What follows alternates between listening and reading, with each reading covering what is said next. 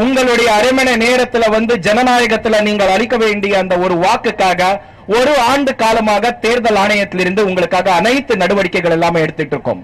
ஒவ்வொரு வாக்காளர் எந்த வாக்குச்சாவடி மையத்தில் வாக்களிக்க வேண்டும், அவருடைய குடும்ப உறுப்பினர்கள் அந்த தெருவில் வாசிக்கிற நபர்கள் எந்த வாக்குச்சாவடி மையத்தில் வாக்களிக்க வேண்டும், அவருடைய வீட்டிலிருந்து அந்த வாக்குச்சாவடி மையம் எந்த அளவுக்கு தூரத்தில் இருக்கு, ஒரு மாற்றுத்திறனாளி நண்பர்கள் வந்தால் அவர்களுக்கு ரேம்ப் வசதி அந்த இடத்துல இருக்க, அவர்களுக்காக வாலண்டியர்ஸ்களுடைய நியமனம் நாங்கள் பண்ணிருக்கோமா, குடிநீர் வசதி, கழிப்பறை வசதி போன்ற அனைத்து நடவடிக்கைகள் கடந்த ஒரு ஆண்டுமாக நம்முடைய மதுரை மாவட்டத்தில் இருக்கக்கூடிய 3079 வாக்குச்சாவடி மையத்தில் நாம் பண்ணிட்டு இருக்கோம்.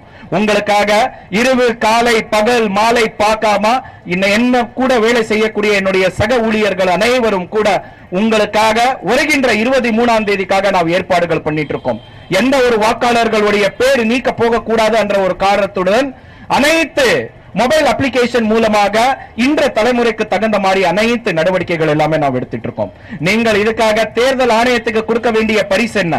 ஜனநாயகத்தில் நம்பிக்கை வச்சிருக்கக்கூடிய அனைத்து வாக்காளர்கள் அதிகமான அளவுல நீங்கள் உங்களுடைய வாக்குரிமையை சமுதாயத்துடைய கடுமை என்ற வகையில நீங்கள் வாக்களிக்க வேண்டும்.